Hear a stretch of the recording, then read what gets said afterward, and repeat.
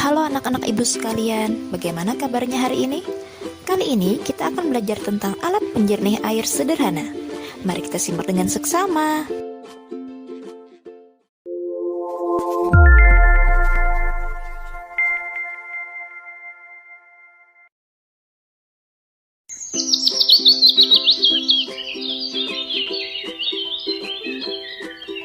Duh, tanganku kena tinta.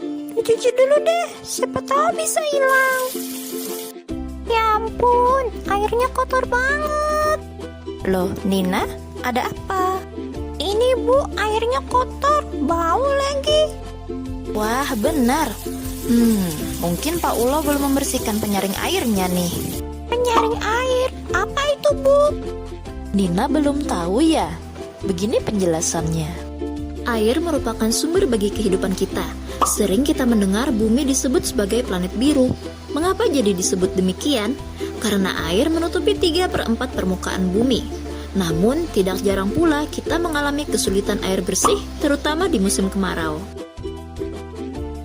Sering kita temui air sumur ataupun sumber air lainnya yang kita punya menjadi keruh, kotor, ataupun berbau. Selama kuantitasnya masih banyak, kita masih dapat berupaya menjernihkan air keruh tersebut menjadi layak pakai. Ada beragam cara sederhana untuk menjernihkan air. Yang paling sering digunakan adalah dengan membuat saringan air. Perlu diingat ya, bahwa air bersih dari penyaringan sederhana tidak dapat menghilangkan sepenuhnya garam yang terlarut dalam air. Tingkat kekeruhan air sangat bervariasi ya anak-anak, tergantung struktur atau kandungan mineral dalam tanah dan masing-masing lokasi. Ada berbagai macam cara sederhana untuk mendapatkan air bersih. Cara yang paling mudah adalah dengan teknik penyaringan dan teknik pengendapan. Cara sederhana untuk penyaringan air bisa dengan menggunakan berbagai macam cara. Penyaringan dengan kain katun menggunakan kain katun yang bersih. Penyaringan dengan kapas menggunakan kapas. Saringan ini dapat membersihkan air dari kotoran organisme kecil. Aerasi. Aerasi adalah proses penjernihan dengan cara mengisi oksigen ke dalam air. Dengan begitu, maka zat-zat seperti karbon dioksida serta hidrogen sulfida dan metana dapat dikurangi dan dihilangkan. Partikel mineral yang terlarut dalam air akan teroksidasi dan membentuk lapisan endapan. Saringan pasir lambat dan saringan pasir cepat.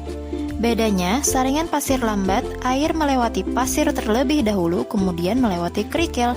Sedangkan saringan pasir cepat, air melalui kerikil terlebih dahulu sebelum melewati lapisan pasir. Gravity Fed Filtering System merupakan gabungan dari saringan pasir lambat dan saringan pasir cepat. Pertama, air disaring menggunakan saringan pasir cepat, kemudian disaring kembali dengan menggunakan saringan pasir lambat. Saringan arang dan saringan keramik. Saringan arang sangat efektif dalam menghilangkan bau dan rasa. Saringan keramik didapatkan dengan jalan penyaringan melalui elemen filter keramik. Saat proses penyaringan kotoran yang ada dalam air akan tertahan, dan bila kelamaan akan menyumbat permukaan filter seperti yang kita pakai di sekolah ini. Saringan cadas. Saringan ini mirip dengan saringan keramik. Saringan ini digunakan untuk menyaring air yang berasal dari sumur gali ataupun dari saluran irigasi sawah. Menjernihkan air dengan teknik pengendapan. Untuk teknik pengendapan bisa dengan memakai biji kelor, tawas, kaporit, kapur gamping, dan arang batok kelapa. Serbuk biji kelor cukup ampuh menurunkan dan mengendapkan kandungan logam yang cukup tinggi.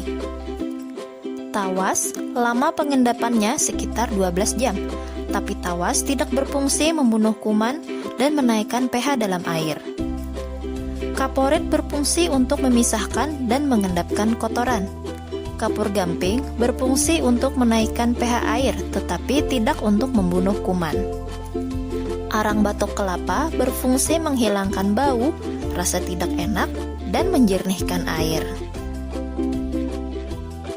Oh begitu ya Bu, sekarang Nina mengerti apa itu alat penjernih air.